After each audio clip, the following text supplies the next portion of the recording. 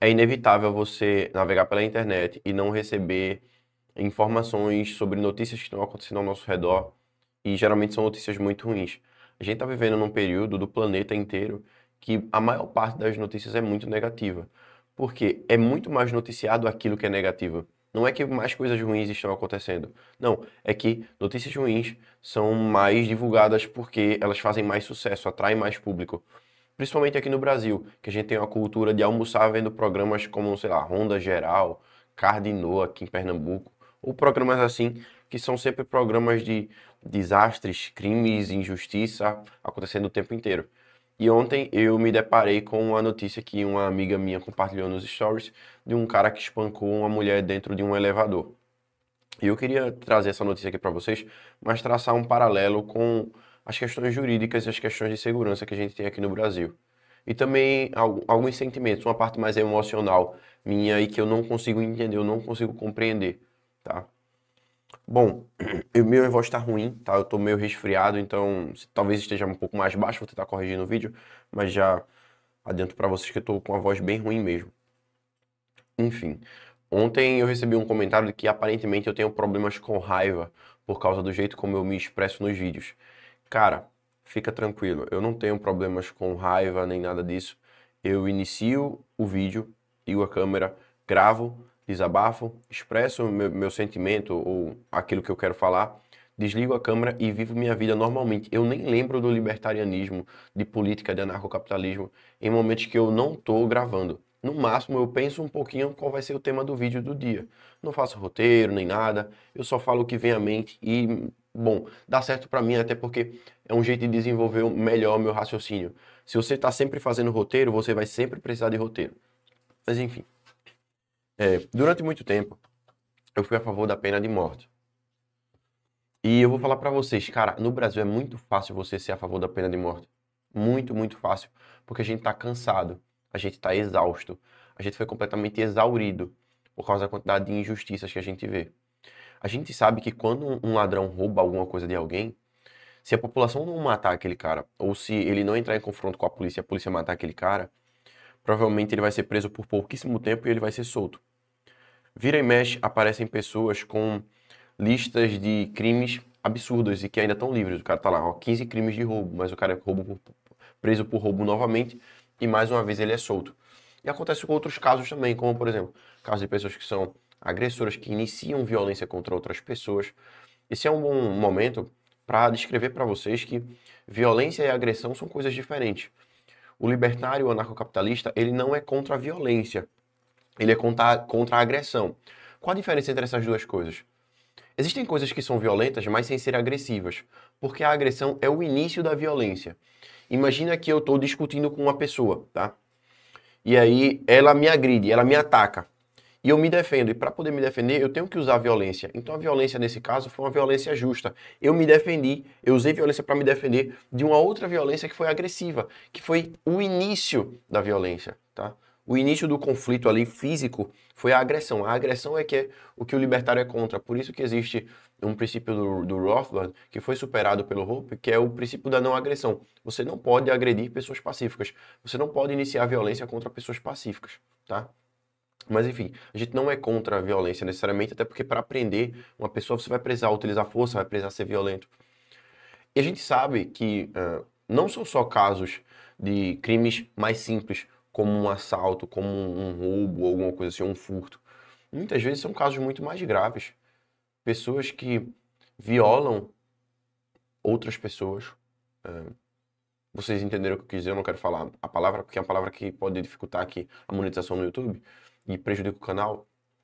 Ou pessoas que matam outras pessoas, sabe? Muitas vezes por motivos torpes. E depois elas estão livres. Elas estão soltas. Nada acontece com elas. E aí eu me pego muitas vezes num momento mais emocional, me questionando por que é que essa pessoa ainda está viva? Por que é que deixaram essa pessoa viver? É claro, é cristalino, é óbvio que essa pessoa não merece estar convivendo com outras pessoas. Essa pessoa não deveria estar viva mais. Porque pessoas assim continuam vivas. Por que que a justiça não elimina essas pessoas? Porque a punição para um crime, nunca pode ser menor do que o crime. Senão você está sendo injusto com a vítima. Então, quando uma pessoa mata uma outra pessoa, a punição mínima deveria ser a execução. Mas isso é o meu emocional falando. Porque no final das contas, tem coisas muito mais difíceis que a pessoa pode passar do que simplesmente ser executado. Tem coisas muito mais complicadas, coisas muito mais complexas e que racionalmente são muito melhores que elas passem. Eu particularmente acredito que pessoas que cometem certos tipos de crimes devem ser presas por um tempo muito grande mesmo, de verdade assim, e não só presas, mas elas têm que ser presas e elas têm que ser escravizadas, entre aspas, trabalhos forçados mesmo, para que elas possam produzir lucro o suficiente para manter a vida delas na prisão, para que elas possam manter lucro para o dono da prisão e também para que elas paguem multas altíssimas para as vítimas ou para as famílias das vítimas que elas deixarem. Pensa o seguinte, um cara mata um pai de família. Ele pode ser preso do jeito que ele é agora, o que é injusto, porque famílias de pessoas inocentes vão estar pagando impostos para manter a vida desse vagabundo dentro da cadeia, que é o que o nosso, é o que a nossa justiça e que a nossa segurança pública prevê, né? É o que está escrito na letra da lei. Mas enfim, teriam outras saídas, como por exemplo, matar o cara. E bom, isso não ajudaria a família em nada. Mas se esse cara é obrigado a trabalhar tipo assim, sei lá, mano, minerando carvão, tá ligado? Cortando lenha por 20, 30 anos, ou até mais tempo, porque ele eliminou a vida de um ser humano da Terra, né? Então é o seguinte, vai ser prisão perpétua, aí tu vai cortar lenha até o final da tua vida, e o que gerar vai para a família da pessoa o qual teve o pai de família morto por você, que foi vítima do seu crime. E ao mesmo tempo, eu sei que essas coisas não vão acontecer aqui no Brasil. Provavelmente não vão. Porque a impunidade, a insegurança, a injustiça, ela precisa acontecer para que os políticos cheguem e utilizem o discurso de que vão corrigir os seus problemas. Inclusive, eles vão corrigir a insegurança ou alguma coisa assim, quando é uma pessoa mais de direita, porque quando é de esquerda, nem isso eles falam, sabe? É muito mais o discurso de, ó, ele roubou, mas ele é uma vítima da sociedade. Ele agrediu, mas é uma vítima da sociedade. Ele fez uma coisa, mas ele é vítima da sociedade. Só que é fogo, sabe? Nesse caso, o cara espancou muito a mulher. Ele espancou muito. Se qualquer pessoa armada tivesse ali, ele resolveria o problema rapidamente. Tipo assim, no começo da agressão, nos primeiros segundos da agressão, alguém abriria ali o elevador e teria matado o cara. E seria muito bom. Porque nesse caso, você vai evitar que um crime seja muito pior eliminando a vida de um cara. Tudo bem, mas como você não conseguiu eliminar a vida dele ali, esse cara tinha que ser exposto para que ele nunca mais conseguisse emprego, mesmo depois que ele saísse da prisão, para que ele não conseguisse mais se relacionar com ninguém. E eu sei que tem, eu sei, tá? Não sejamos hipócritas aqui. Tem mulheres que vão se interessar pelo cara por conta disso. Isso acontece, tá? Tem pessoas que têm desejo, têm atração por criminosos. Tem até um termozinho para esse tipo de atração, mas eu não lembro aqui agora. Hibristofilia, eu acho. Eu não sei. Mas enfim, se vocês souberem, deixa aqui nos comentários, tá? E aí, a gente aqui é proibido de ter segurança. Porque o Estado diz que vai fornecer essa segurança pra gente, sabe?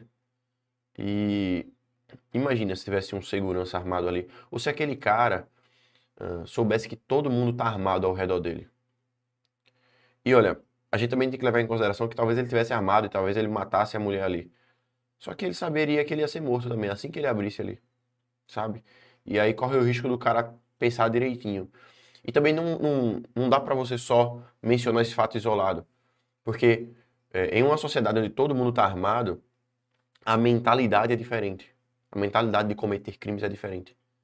Não é uma mentalidade tipo assim, pode ser que eu morra, pode ser que eu morra ou não. Não, não vão matar você, você vai ser eliminado.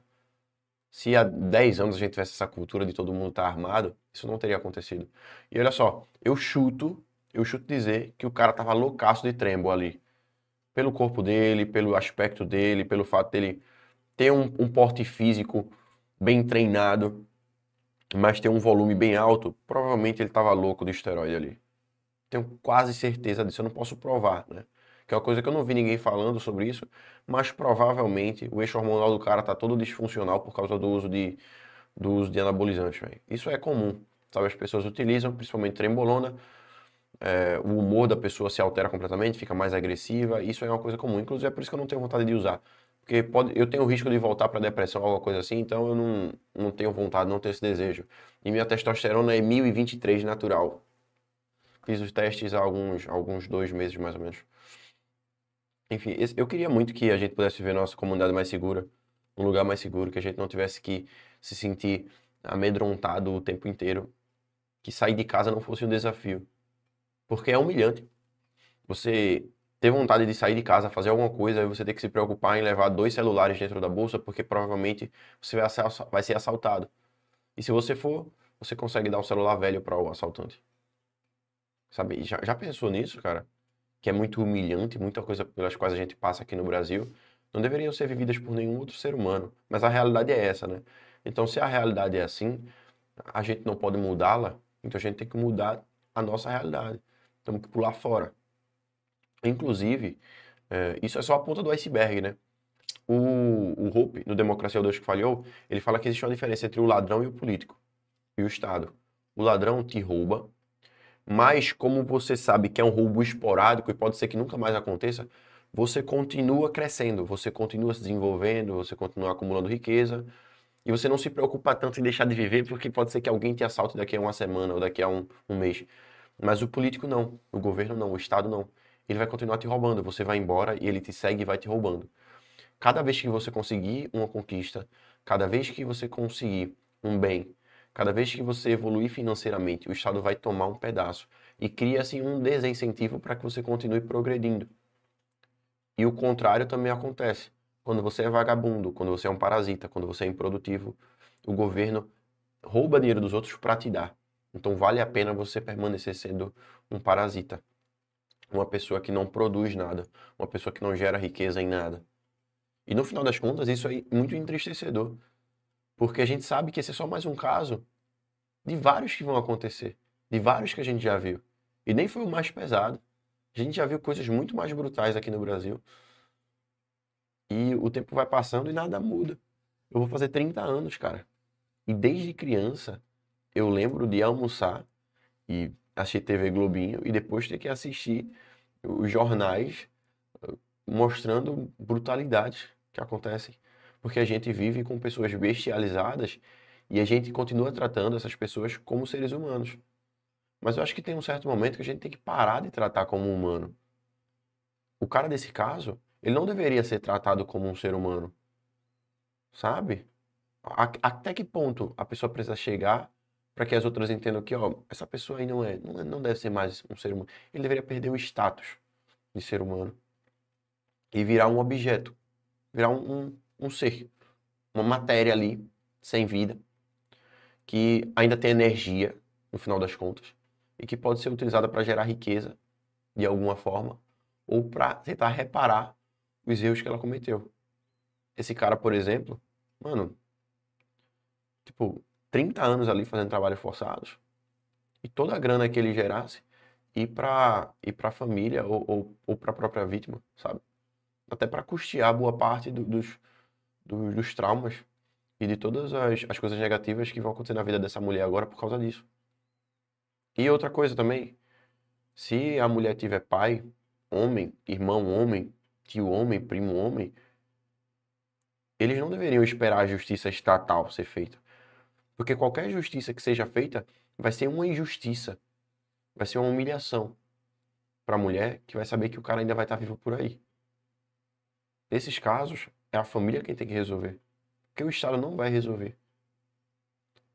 É nesse momento que a pessoa que é pai tem que se olhar no espelho e dizer assim, eu nasci para esse momento agora, para fazer isso que eu vou fazer agora, e fazer justiça, e arcar com as consequências, porque talvez seja preso. Porque se você fizer justiça, a probabilidade de você ser preso é muito maior. Assim, ó, homens nasceram para sofrer. A gente que é homem, a gente nasceu para sofrer mesmo, para tancar sofrimento, para aguentar que a vida bata na gente e a gente continue vivendo. Porque no final das contas é isso. Como diria o Rock Balboa, Não é quanto você bate, é quanto você consegue apanhar e continuar tentando. É assim que se consegue vencer. No final das contas, nesse caso aí, velho, pai, irmão, primo, tio, estão aí pra isso. Pra aguentar as consequências, mas pra fazer justiça. Eu li um livro onde acontecia uma coisa muito parecida com o que aconteceu dessa vez. E eu gostei muito do que aconteceu com o vilão, com o cara que espancou a mulher no livro. Que o cara foi desmembrado lá, sabe? Torturado mesmo. Amarraram o cara com cobre, colocaram as genitálias deles amarradas com cobre também, plugaram o cobre na energia e foram dando choques nele durante dias e dias e dias e dias disso. É um bom livro, tá? Talvez um dia eu fale o nome dos livros que eu leio aqui, mas esse tipo de coisa eu acho que seria muito bom se acontecesse nos livros, nos outros livros, sabe? Esse tipo de coisa é muito mais dolorosa do que simplesmente executar o cara. Porque às vezes você não vai ter muito tempo para fazer isso, né? Você só tem que chegar e finalizar a tarefa. E eu acho que qualquer pai, qualquer irmão ou qualquer familiar, homem que viu um parente passando por isso, uma familiar, uma pessoa próxima passando por isso, vai querer fazer isso, sabe? E sendo bem sincero, velho, não acho que é certo o cara se segurar, não. Acho que o cara tem que ir lá e tem que fazer. Tem que resolver o problema, sabe? Porque é um animal. Quando um cachorro morde um ser humano, aquele cachorro é executado muitas vezes. A pessoa que foi vítima não, mas aquela pessoa que sofreu a mordida do cachorro, quer que o cachorro seja executado para que não ocorra com outras pessoas. Então, por que nesse caso? Porque esse animal vai continuar vivo? Eu sempre me pergunto. E eu sei a resposta também, no final das contas, que é porque o Estado foi feito para isso, para manter em segurança, para dizer que vai ter segurança em algum grau. E isso sempre ocorre em todos os países, só que em graus diferentes. E aqui no Brasil é muito exagerado, sabe? Eu acho que o mundo seria um lugar melhor se esse cara morresse. Se esse cara não existisse mais. E pessoas como ele também não existissem mais. Eu não sou mais cristão, eu sou agnóstico, então eu falo isso sem peso na consciência, sem nenhum tipo de trava moral. Sabe? Dizer, ah, não, toda a vida importa pra Deus e tal. Você pensa assim, cara, show de bola. Se é isso que te faz se sentir bem, pensar dessa forma, acreditar no seu Deus, eu fico muito feliz por isso. Eu queria muito ter isso. Mas eu não tenho e não faz mais diferença pra mim, sendo bem sincero. Eu queria muito que esse cara não tivesse mais vivo. Eu queria muito que ele, se não fosse essa uma opção, que ele trabalhasse pelo resto da vida minerando carvão, quebrando pedra. Seria bom, no final das contas. Eu acho que a gente tem que começar a ficar feliz quando as pessoas que são criminosos morrem. Falta isso, no final das contas. Porque a gente já foi dessensibilizado. Eu já fui dessensibilizado. Então, eu tô cansado de ver inocente sofrendo. Tô cansado de ver inocente se ferrando na mão desses caras. E tô cansado também de ser um inocente, muitas vezes, me ferrando na mão de políticos, de governantes, ou da estrutura que a gente vive. E no final das contas, não dá nada feijoada. Que isso aqui é o Brasil. Provavelmente esse cara vai estar solto. Ah, mas o cara era doente mental. E daí? Não é porque um cachorro tá com raiva, ele tem uma doença que ele deve permanecer vivo. Se ele tá fazendo mal a outras pessoas. Enfim, eu vou ficar por aqui. Até o próximo vídeo. Deixa um like aí, deixa nos comentários o que vocês acham do caso. E até o próximo vídeo. Até mais.